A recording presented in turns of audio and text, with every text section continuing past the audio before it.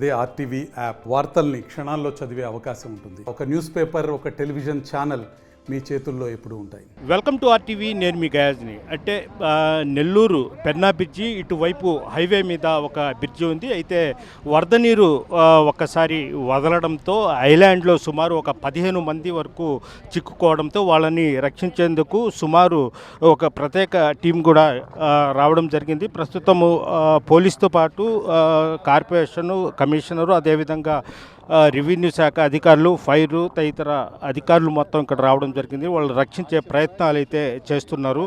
అయితే సాయంత్రం 8 గంటల నుంచి రాత్రి 12 గంటలైనా ఇంకా ప్రయత్నాలు చేస్తున్నారు. ప్రస్తుతము ఒక 7 మందిని మాత్రము బయటకు తీయడం జరిగింది. అయితే ఈ బ్రిడ్జి అంటే 2 బ్రిడ్జిల మధ్య ఒక ఐలాండ్ మాదిరిగా ఉంది. అయితే ఆ ఐలాండ్లో నిత్యము మద్యం సేవించడాలు, లేదంటే ప్యాకాట, జూదం వంటి చేస్తూ ఉంటారు. ఇందులో భాగంగానే అక్కడికి వెళ్ళినట్లు తెలుస్తుంది.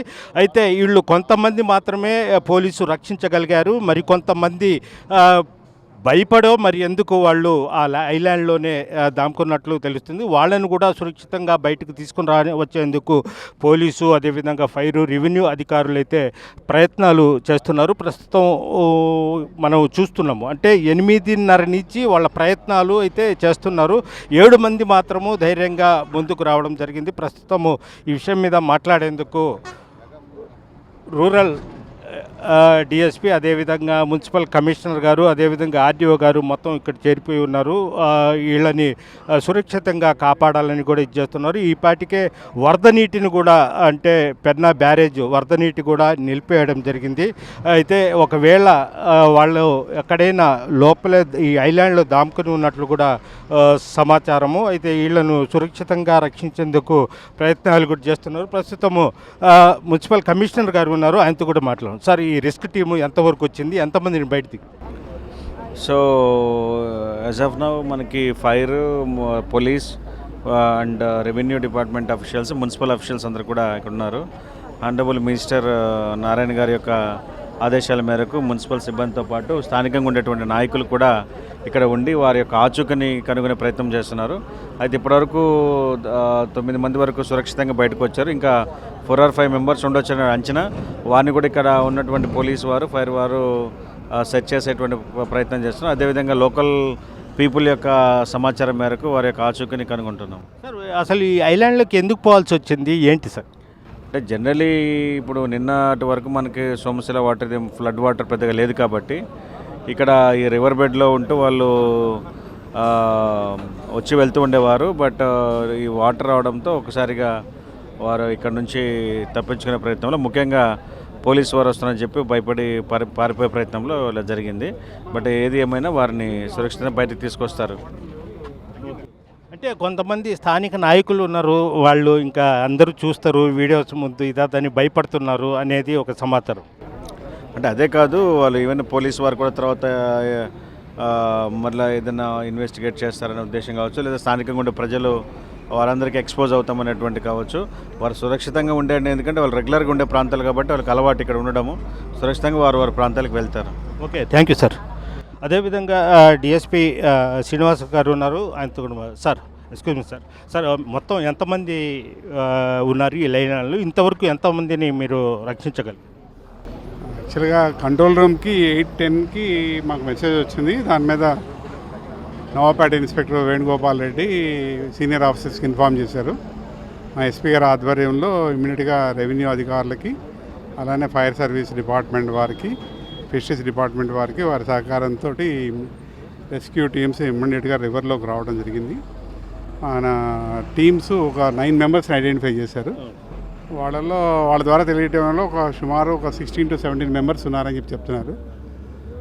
9 మంది ఆల్రెడీ రెస్క్యూ అయ్యారు కాబట్టి వీళ్ళ ద్వారా పబ్లిక్ అడ్రసింగ్ సిస్టమ్ ద్వారా వాళ్ళని పిలవడం జరిగింది. సంభవం ఎందుకు భయపడ్డారో తెలియదు. వాళ్ళు ఆ చెట్లలో దాముకోవడం వల్ల కనపడతలేదు. ఇప్పుడు సెర్చ్ చేస్తున్నారు, ఇక్కడ విజిబిలిటీలో లేరు. బహుశా మరి ఏమన్నా వాటర్లోంచి ఇళ్ళకి వెళ్ళిపోయారా లేదా ఏంటి అనేది అంటే సరదాగా ఈ ప్రాంతంలో మద్యం సేవించడాలు అదేవిధంగా పేకాట ఆడుతుంటారు. ఆ విధంగా వాళ్ళు ఏవైనా సిగ్గుతో లోపలే ఉండిపోయారా ల్యాండ్లో ఎట్లా? లేదండి, అది మనకు తెలియదు. ఇప్పుడు దొరికిన వాళ్ళ ద్వారా అడగడం ఏంటంటే, సాయంత్రం రివర్ బెడ్లోకి వచ్చాము, సడన్గా వాటర్ రైజ్ అయింది, మాకు అయోమయంలో అయిపోయి ఫోన్ చేసామన్నారు. ఈ మద్యం సేవించడం కానీ ఇతర విషయాలు కానీ ఏమీ వాళ్ళు చెప్పలేదు. మిగిలిన 7 మెంబర్స్ ఎక్కడ ఉన్నారు అనేది వాళ్ళ ఇళ్ళ దగ్గర మా స్టాఫ్ని పంపించాం. బహుశా వాళ్ళు ఆచూకి తెలుస్తుంది కాసేపట్లో. Right, thank you sir. అదేవిధంగా ఆర్టీఓ గారు ఉన్నారు, ఆమెతో కూడా మాట్లాడే ప్రయత్నం అయితే ప్రదీప్ మొత్తం చూపి. అంటే ఈ పెన్నా నదిలో 2 పాయలుగా వరద ప్రవహిస్తుంది. అయితే ఎటు ఈ మధ్యలో ఉన్న ల్యాండ్లో కొంతమంది ఉన్నట్లు మనకు తెలుస్తూ ఉంది. వాళ్ళు ఎందుకో బయటకు రావడానికి కూడా కొంత ఇబ్బందికరంగా, అందుకోసం రాలేదని కూడా పోలీసులు ఇచ్చేస్తున్నారు. ప్రస్తుతం మనతో మాట్లాడేందుకు ఆర్డీఓ గారు కూడా ఉన్నారు, వాళ్ళతో సరి మాట్లాడు. మేడం నమస్తే మేడం. మేడం అంటే ఇప్పుడు ఎంతమంది బయటకు వచ్చారు మీరు? అదేవిధంగా వాటర్ ఏమైనా ఆపారా, ఎట్లా అయింది? అవును, ఇప్పుడు నాకు ఇన్ఫర్మేషన్ ఎప్పుడైతే 9 o'clock అందిందో ఫస్ట్ నేను ఫోన్ చేసింది ఎస్సీ సోమశీల గారికి. చేసిన తర్వాత ఈ తెలుగుగంగ కెనాల్ రెగ్యులేటర్ ఎవరైతే ఉంటారో ఫ్లడ్ గేట్స్ వాళ్ళకి వెంటనే నాకు ఫోన్ చేయించారు. వాళ్ళ చేత నెక్స్ట్ ఈ రెస్క్యూ ఆపరేషన్ కంప్లీట్ అయ్యే వరకు కొత్తగా ఫ్లో అనేది చేయవద్దన్నాను. ఆల్రెడీ మీరు చూసే ఉంటారు, ఫ్లో అయితే తక్కువగానే ఉంది, ఈజీగానే మాకు రెస్క్యూ ఆపరేషన్కి ఇబ్బంది ఉండదు.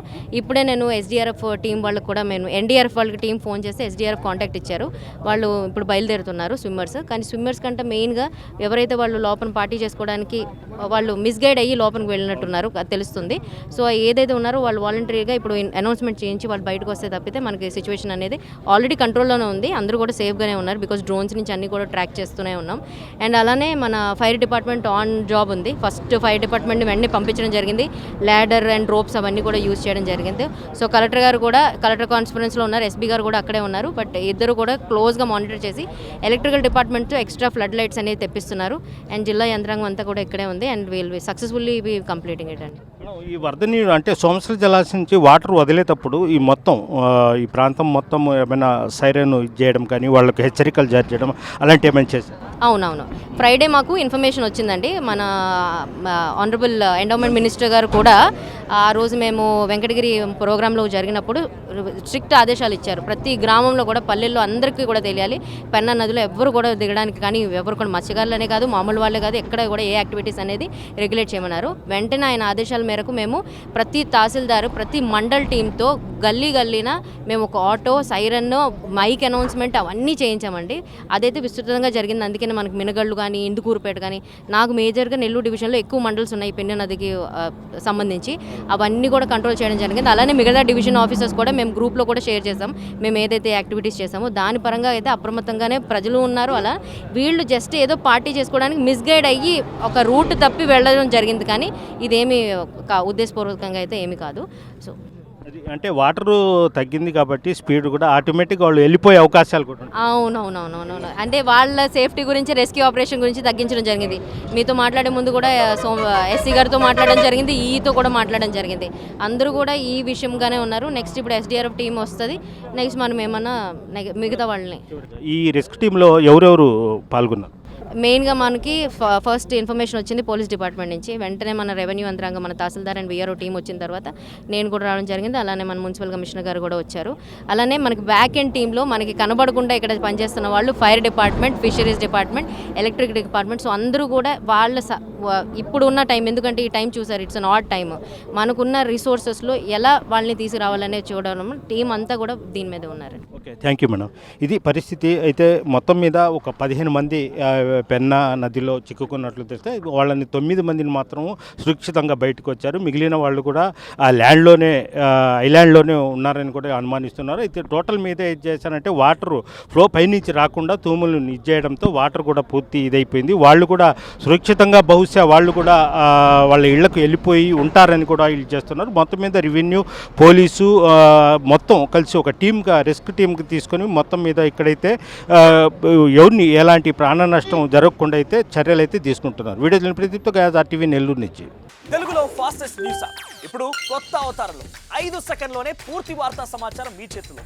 సోషల్ మీడియా ట్రెండ్స్ మీ కళ్ళ ముందుకే live TV and voice search ఆప్షన్స్తో ఇప్పుడే డౌన్లోడ్ చేయండి యాప్ లింక్ డిస్క్రిప్షన్లో ఉంది.